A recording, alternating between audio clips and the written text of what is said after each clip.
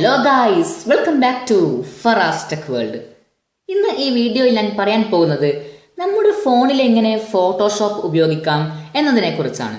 നമ്മൾക്ക് ഏവർക്കും അറിയാം, ലോകത്തിലെ ഏറ്റവും മികച്ച ഗ്രാഫിക് ഡിസൈനിങ് സോഫ്റ്റ്വെയർ ആണ് ഫോട്ടോഷോപ്പ് എന്നത്. അതുകൊണ്ട് തന്നെ അത് PC-യിലും മാക്കിലും ഐപാഡിലും മാത്രം സപ്പോർട്ട് ആവുന്ന ഒരുതരം സോഫ്റ്റ്വെയർ ആണ്.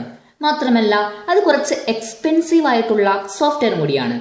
എന്നാൽ 100% ഫ്രീ ആയിട്ട് തന്നെ PC-യിലും മാക്കിലും iOS-ലും ആൻഡ്രോയിഡിലടക്കം ഉപയോഗിക്കാൻ കഴിയുന്ന ഒരു അടിപൊളി തകർപ്പൻ വെബ്സൈറ്റിനെ കുറിച്ചാണ് ഞാൻ ഇന്ന് പറയാൻ പോകുന്നത്.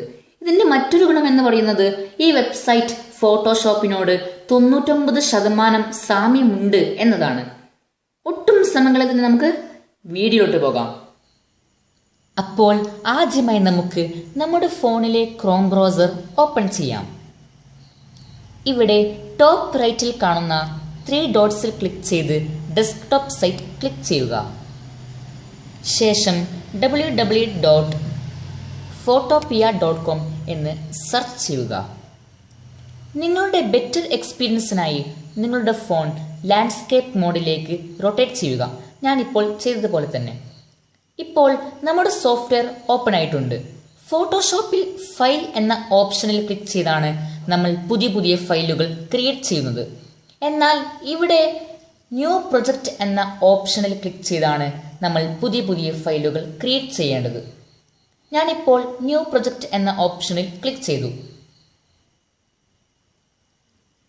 നിങ്ങൾക്കിപ്പോൾ ഫോട്ടോഷോപ്പിൽ കാണുന്നത് പോലെ തന്നെ ഫയലിന്റെ നെയിമും വിഡ്ത്തും ഹൈറ്റും DPI-യും ബാക്ക്ഗ്രൗണ്ടും ഒക്കെ ചേഞ്ച് ചെയ്യാൻ സാധിക്കും. ഞാനിപ്പോൾ പ്രത്യേകിച്ച് ഒന്നും തന്നെ ചേഞ്ച് ചെയ്യുന്നില്ല.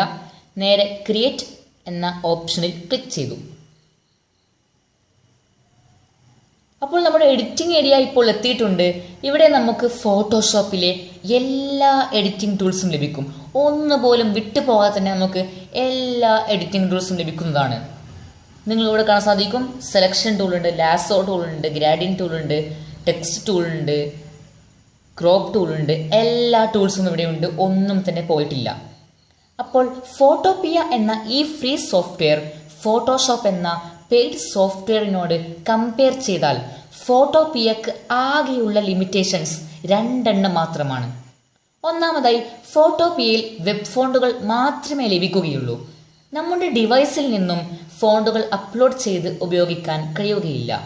രണ്ടാമതായി, എക്സ്പോർട്ടിംഗ് രംഗത്ത് ഫോട്ടോഷോപ്പിന്റെ പല ഫീച്ചേഴ്സും ഫോട്ടോപിയക്ക് ഇല്ല എന്നതാണ്. ഈ 2 ലിമിറ്റേഷൻസ് ഉണ്ടെങ്കിൽ പോലും ഫോട്ടോഷോപ്പിനേക്കാൾ നല്ലത് ഫോട്ടോപിയ ആണെന്ന് ആരായാലും പറഞ്ഞു പോകും. കാരണം ഫോട്ടോഷോപ്പ് ഒരു പെയ്ഡ് സോഫ്റ്റ്വെയർ ആണ്. മാത്രമല്ല ആൻഡ്രോയിഡിലും ഐഫോണിലും സപ്പോർട്ട് അല്ല. എന്നാൽ ഫോട്ടോപിയ ഒരു ഫ്രീ സോഫ്റ്റ്വെയർ ആണ്. മാത്രമല്ല ആൻഡ്രോയിഡിലും ഐഫോണിലും സപ്പോർട്ടഡ് ആണ്. അപ്പോൾ ഫോട്ടോപിയ തന്നെയാണ് ഒരു ഉഗ്രനായിട്ടുള്ള സോഫ്റ്റ്വെയർ. ഫോട്ടോപിയ തന്നെയാണ് 100% ഞാൻ പറയുന്നു. ഫോട്ടോപിയാണ് ഏറ്റവും നല്ല സോഫ്റ്റ്വെയർ.